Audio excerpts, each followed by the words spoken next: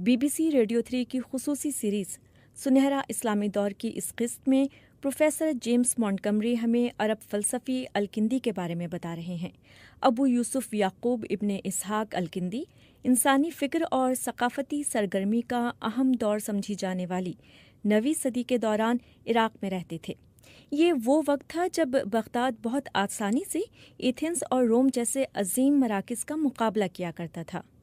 BBC Urdu نے radio پر نشر ہونے والی اس سیریز کا ترجمہ کیا ہے۔ BBC اردو کی اس پوڈ کاسٹ کے ساتھ میں ہوں ناتیہ سلیمان۔ کندی نام عرب قبیلے کندا کی رکنیت کی نشاندہی کرتا ہے۔ الکندی کے والد کوفہ کے شہزادے تھے اور انہوں نے ایک مالدار اور اعلیٰ نسبی خاندان میں آنکھ کھولی۔ انہیں عربوں کے فلسفی کا لقب ملا، جو اس بات کی نشاندہی بھی کرتا ہے کہ عربی میں فلسفے کی بنیاد انہوں نے ہی رکھی۔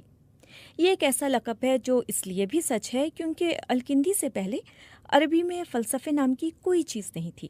ہمیں یہ معلوم ہے کہ الکندی کا فلسفے کی جانب رجحان ان کے ساتھیوں میں کچھ خاص مقبول نہیں تھا۔ چلیے تھوڑی دیر کے لیے ایک منظر کا خاکہ کھینچتے ہیں۔ یہ منظر 850 عیسوی میں بغداد کی کتابوں کی مارکیٹ کا ہے، جہاں کتب بینی کے شوقین افراد انتہائی پرجوش دکھائی دے رہے ہیں۔ اس کی وجہ یہ تھی کہ مقبول نثرنگار، علوم دینیات کے ماہر اور کئی مشہور کتابوں کے لکھاری جاہز کی کتاب کی رونمائی ہونا تھی۔ اس موقع پر ان کے حریف لکھاری بھی وہاں موجود تھے تاکہ بابائے عربی نثر کی تازہ ترین کتاب کے مواد کے بارے میں جان سکیں۔ ابو عثمان عمرو بحر الکنانی البصری المعروف جاہز کی آخری 2 کتابوں کتاب البیان والتبیین اور 7 جلدوں پر مشتمل کتاب الحیوان نہ صرف پچھلی دہائی کی مقبول ترین کتب میں سے تھیں، بلکہ ان کے باعث عرب انداز بیان اور ان کے حریفوں پر کبھی نہ مٹنے والے نقوش چھوڑ گئیں۔ کتاب الحیوان خاص طور پر بہت مقبول ہوئی، یہاں تک کہ جاہز کے سامنے ارسطو کا عظیم کام بھی فرسودہ لگنے لگا۔ کچھ ہی برس پہلے تک کوئی بھی شخص ایسا نہیں تھا جو ارسطو کے کام کے ترجمے کے علاوہ کوئی اور چیز پڑھنا چاہتا ہو۔ تاہم اب جاہز کے باعث قارئین عظیم الحیات تنازعات پر کتابیں پڑھنا چاہتے تھے۔ جاہز کے پبلشر نے یہ بات عام کر دی تھی کہ وہ اپنی تازہ ترین کتاب میں ان موضوعات پر بات کریں گے جنہوں نے اس وقت عراق کے بہترین ذہنوں کو الجھا رکھا تھا۔ کیا خدا نے بہترین دنیا تیار کی؟ کیا وہ اس سے بہترین دنیا تشکیل دے سکتے تھے جس میں بری بیماریاں اور تکالیف نہ ہوتی؟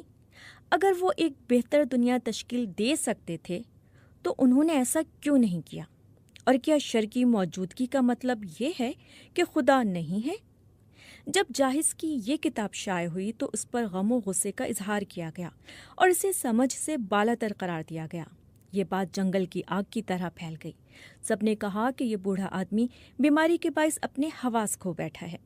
تاہم جب لوگوں نے اس کتاب کو پڑھنا شروع کیا تو یہ دراصل مزاح کی ایک قسم تھی جس میں معاشرے کے آداب اور چند افراد پر طنز کیا گیا تھا۔ اس کے صفحات ہم اثروں کے بارے میں تفصیلات سے بھرے ہوئے تھے۔ ممکن ہے ان کے کرداروں میں سے کچھ کے نام تبدیل کر دیے گئے ہوں۔ ہجوم نے جاہز کی جانب سے دیے گئے لفظی خاکوں میں موجود کرداروں کی نشاندہی کرنے کی کوششوں میں ایک دوسرے سے مقابلہ کرنا شروع کر دیا۔ لوگوں نے ایک دوسرے سے پوچھنا شروع کر دیا، ان میں سے بخیل کون ہے جو پتھر کے چراغ کی جگہ شیشے کا چراغ استعمال کرتا ہے تاکہ وہ تیل بچا کر پیسے بچا سکے؟ رکو، اس میں الکندی کا بھی ذکر ہے۔ کیا کہا؟ عربوں کے فلسفی الکندی؟ ہاں، اس میں صرف الکندی لکھا ہے۔ الکندی کے اشرافیہ کے ساتھ مراسم کے باعث خلیفہ کے دربار میں ان کی اہمیت میں اضافہ ہوا۔ خلیفہ المتسم، جنہوں نے 833 سے 842 عیسوی تک حکمرانی کی، انہوں نے الکندی کو ارسطو کی فرسٹ فلسفی پر کام کرنے کی ذمہ داری دی۔ خلیفہ کی جانب سے فلسفے پر کتاب لکھوانے کا اقدام اکثر افراد کے لیے حیرت انگیز تھا، کیونکہ انہیں سلطنت میں ایک سخت گیر شخص ہونے کی وجہ سے سراہا جاتا تھا، ایک ایسا جرنیل جو اپنے ہاتھ سے کسی شخص کا دماغ پاش کر دے۔ شاید المتسم پوری زندگی جنگ کے میدانوں میں گزارنے کے بعد اب اپنی صلاحیتوں میں بھی اضافہ کرنا چاہتے تھے۔ الکندی کے برے دن خلیفہ المتوکل کے دور حکومت میں آئے اور ان کے اشرافیہ کے ساتھ روابط اور امیر گھرانے میں پیدائش کا بھی انہیں کوئی خاص فائدہ نہیں ہوا۔ خلافت کے دور میں بغداد ایک انتہائی مسابقتی معاشرہ تھا۔ یہاں مقابلے کا ایک اہم شعبہ سائنس تھا۔ الکندی کی اس دور کے مشہور ریاضیدانوں بنو موسیٰ برادران سے نہیں بنتی تھی، جنہیں خلیفہ کی بھرپور حمایت حاصل تھی۔ انہوں نے خلیفہ کو منایا کہ وہ کندی کو وہاں چوٹ پہنچائیں جہاں وہ سب سے زیادہ کمزور ہیں، یعنی ان سے ان کی لائبریری لے لی جائے۔ اس طرح لائبریری کے بغیر کسی بھی دوسرے اسکالر کی طرح کندی بھی کام نہیں کر پائیں گے۔ لیکن اس کہانی میں ایک اہم موڑ بھی آنا تھا، اور بنو موسیٰ بھائیوں کو سزا ملنے کا وقت بھی جلد آ پہنچا۔ ہوا یوں کہ خلیفہ کی ایک ذمہ داری یہ بھی تھی کہ ان کی سلطنت درست انداز میں چلائی جائے، اور اس میں مختلف پیچیدہ نہروں اور آبی گزرگاہوں کا انتظام بھی شامل تھا۔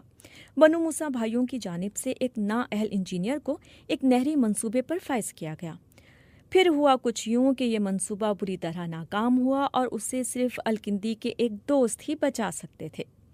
یہاں سے بنو موسیٰ بھائی خلیفہ کی نظروں میں گر گئے، اور یوں الکندی کی لائبریری انہیں واپس مل گئی۔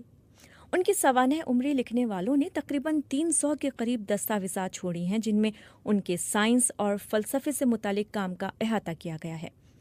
ان کے شیشے سے متعلق کام کو خلیفہ کی فوج کی جانب سے اسلحے میں استعمال کیا گیا۔ انہوں نے تلواروں اور لوہے کی مختلف اقسام پر بھی کام کیا، اور ان کے استعمال کے حوالے سے مخصوص ہدایات بھی دیں، اور یہ بھی بتایا کہ ان سے بہترین اسلحہ کیسے تیار کیا جا سکتا ہے۔ انہوں نے سمندر میں پیدا ہونے والے مد و جزر، بالوں کی گرج چمک سمیت دیگر موسمیاتی رجحانات پر بھی تحقیق کی۔ انہوں نے حیوانات اور مکھیوں پر تحقیق کی۔ ان کی پرفیومز اور فاصلے ناپنے کے حوالے سے تحقیق بھی مقبول ہے۔ انہوں نے سیاست اور اخلاقیات پر بھی کام کیا، اور سقراط کے اقوال کا مجموعہ بھی بنایا۔ الکندی نے غم اور اداسی سے نمٹنے پر بھی لکھا، اور حکمرانی کے حوالے سے بھی۔ انہوں نے روحوں سے متعلق بھی تحقیق کی، اور غیر اسلامی گروہوں سے مذہبی تنازعات سے متعلق بھی ان کا کام موجود ہے۔ ساتھ ہی وہ علم فلکیات، علم نجوم، علم کائنات، طب، ریاضی کی شاخ جیومیٹری، ارتھمیٹکس، دائروں اور موسیقی پر بھی کام کرتے رہے۔ انہوں نے منطق، قیاس منطقی اور فلسفے پر بھی کام کیا۔ کسی کی بھی نظر سے دیکھا جائے تو یہ یقیناً ایک انتہائی متاثر کن فہرست ہے۔ تاہم وقت الکندی کی لائبریری پر زیادہ عرصہ مہربان نہیں رہا۔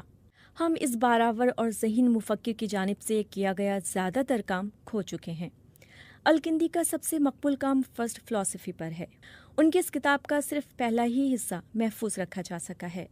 ان کے کام کے بچے ہوئے ٹکڑوں اور اقوال سے ان کے ایک پسندیدہ موضوع کی نشاندہی ہوتی ہے، اور وہ ہے پروردگاری، یعنی تخلیق کی نوعیت سے متعلق مشہور فلسفیانہ سوال جس پر 850 میں اکثر افراد سر دھنتے رہے۔ اس کے لیے الکندی غیر واضح ہوگا۔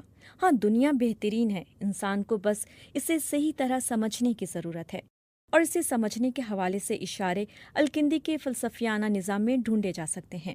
یہ موضوعات ان کے پسندیدہ رہے، ان کا فلسفیانہ جنون تھے، اور ان موضوعات کے بارے میں وہ بار بار بات کرتے ہیں، جیسے فلسفے کی ضرورت، کائنات کی تخلیق، وحدانیت کے معنی، خدا کا ناقابل بیان ہونا اور پروردگاری۔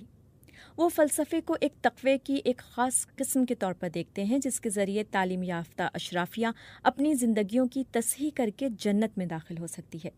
ان کے موضوعات بنیادی طور پر اسلامی نظریات کے گرد گھومتے ہیں۔ ان کے نزدیک فلسفے اور دین کے درمیان کوئی تنازع نہیں ہے۔ الکندی کے لیے فلسفہ دینی قیاس کا سب سے اعلیٰ درجہ ہے، اور فلسفہ قرآن میں نازل ہونے والی وحی کے عین مطابق ہے۔ لیکن صرف فرسٹ فلسفی کا نام کیوں دیا گیا؟ شاید اس کی وجہ یہ ہے کہ یہ کتاب خدا کی وحدانیت سے متعلق تھی، وہ پہلا سبب جس کے وجود سے ہر چیز چلتی ہے، اور کیونکہ خدا ہر چیز سے پہلے آتا ہے، اسی طرح عدد 1 یعنی ایک بھی سب سے پہلے آتا ہے، اور اسے الکندی اور ان کے ساتھی ایک عدد نہیں سمجھتے تھے۔ تو فرسٹ فلسفی تمام فلسفیانہ قیاس سے پہلے آتا ہے، جس میں فزکس اور اخلاقیات بھی شامل ہیں۔ الکندی کی سوانح عمری لکھنے والے ان کی ایک محبت بھری نظم کا بھی ذکر کرتے ہیں، جو کچھ یوں ہے: میں اپنے 4 حصوں میں آپ کے بارے میں 4 چیزوں سے محبت کرتا ہوں۔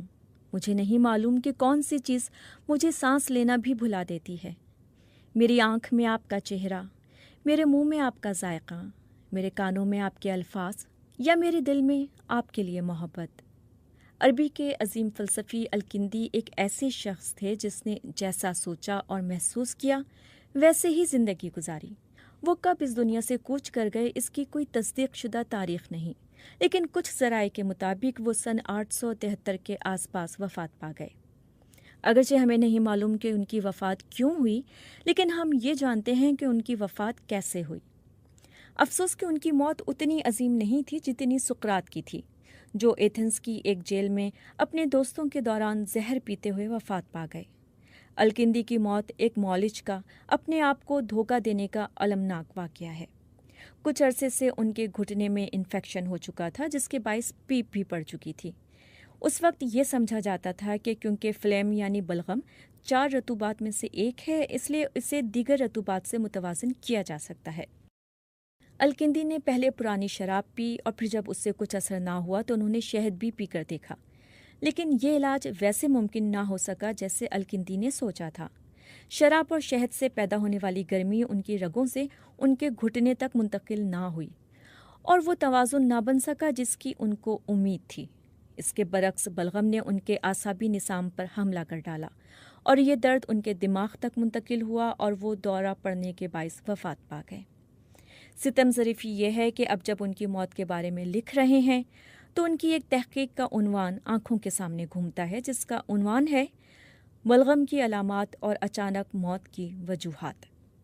تاہم یہ ایک عظیم انسان کا انتہائی المناک لیکن حیرت انگیز طور پر موضوع اختتام تھا۔